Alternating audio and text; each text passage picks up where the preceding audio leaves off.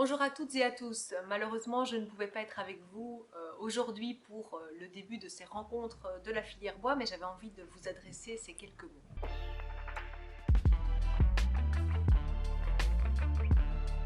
Alors comme d'habitude, les rencontres de la filière bois ont des titres particulièrement bien choisis, souvent humoristiques, et ici, dans cette idée que le bois se déchaîne, on sent aussi tout le potentiel de développement de la filière bois, la volonté aussi de libérer vraiment la créativité, d'être orienté solution. Voilà, ça c'est une approche qui me plaît particulièrement.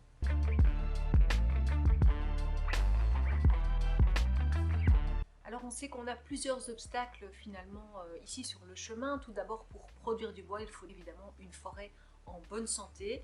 Aujourd'hui, on est un peu à la croisée des chemins avec notamment des changements globaux, des changements climatiques ou en matière de biodiversité qui exigent aussi de revoir peut-être certaines habitudes à différents niveaux pour pouvoir envisager plus sereinement cet avenir. Alors ces changements vont se poser à la fois dans le choix des essences à valoriser, en ayant évidemment toute l'humilité nécessaire pour avancer pas à pas vers ces nouvelles essences, adaptation aussi de certaines pratiques sylvicoles, c'est évidemment aussi fondamental pour pouvoir embrasser ces nouveaux défis, mais aussi en libérer toutes les potentialités.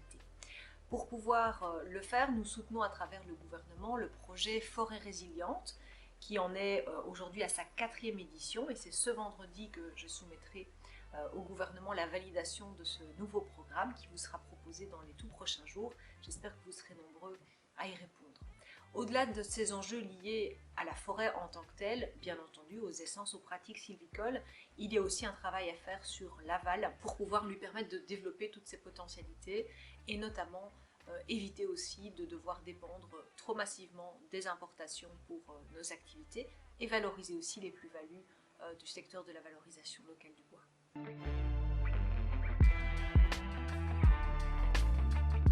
Je vois finalement 3 grands enjeux en matière de potentiel à développer. Tout d'abord, l'arrivée sur le marché de nouvelles essences, mais aussi de nouvelles dimensions du bois, peut-être des bois plus courts, des bois moins rectilignes qui vont nécessiter une adaptation de nos outils.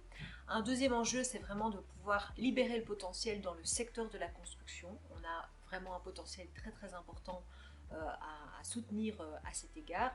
Et puis peut-être un troisième élément, c'est développer aussi de nouvelles techniques pour mieux préserver les sols forestiers, qui sont évidemment le soubassement indispensable, le terreau fertile pour avoir une forêt de qualité. Pour ces 3 enjeux, nous avons besoin d'innovation, d'abord et avant tout, de recherche, de développement. C'est pourquoi nous avons également, avec mon collègue le ministre en charge de l'économie, soutenu au sein du gouvernement des projets importants dans le cadre du plan de relance pour soutenir cette recherche et ce développement et investir aussi dans nos outils de transformation du bois afin d'embrasser tous ces défis.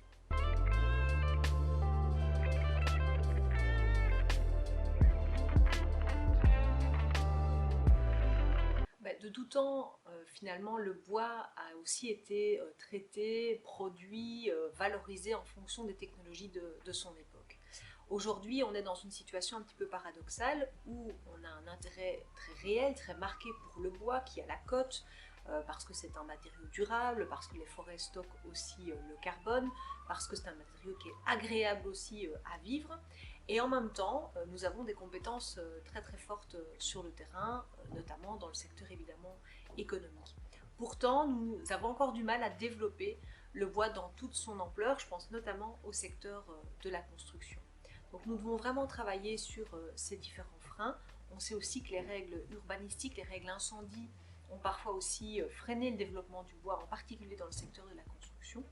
Et donc nous avons souhaité aussi avec le gouvernement financer à travers Filière Bois Wallonie la réalisation d'un bâtiment exemplaire en bois de façon à démontrer tout le savoir-faire aussi de nos acteurs wallons et démontrer aussi la capacité à produire ce type de bâtiment chez nous. Je pense que c'est un vrai potentiel à développer.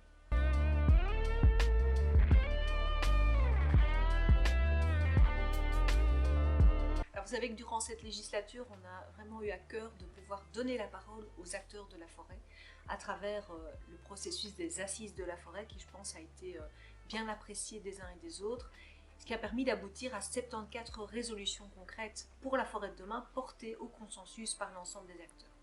Nous sommes donc appuyés sur ces assises pour rédiger une stratégie forestière régionale qui vous sera présentée sous peu en détail. Et donc évidemment, mon souhait c'est qu'on puisse mettre en œuvre cette stratégie, continuer à la mettre en œuvre pour la prochaine législature. Alors à cet égard, un des enjeux essentiels, on sait, c'est de trouver un équilibre subtil entre la fonction productive de la forêt et bien sûr la préservation de la fonction écologique de celle-ci. Et c'est bien cet équilibre qui est au cœur aussi de notre stratégie forestière régionale.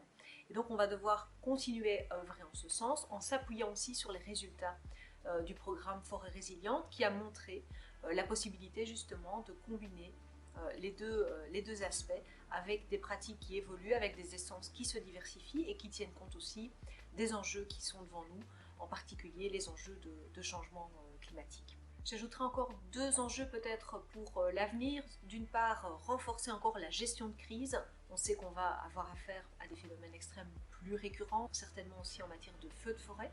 Donc on doit travailler encore davantage là-dessus. Travailler aussi sur la prévention de ces crises potentielles pour la forêt de demain. La forêt a aussi beaucoup souffert des ravageurs par le passé, aussi évidemment de l'enjeu de la peste porcine africaine. Donc on doit pouvoir aussi tirer les leçons de l'ensemble de ces crises que nous avons pu résoudre main dans la main avec l'ensemble des acteurs. Et puis dernier enjeu peut-être, dernier élément qui me vient spontanément, c'est la révision également du code forestier, qui est un code qui a un certain âge maintenant, et donc il est certainement temps aujourd'hui de prévoir une adaptation de ce code pour s'adapter aussi à une nouvelle réalité, en bonne cohérence bien entendu avec les résultats des assises de la forêt. Merci beaucoup à tous pour votre attention et excellente journée.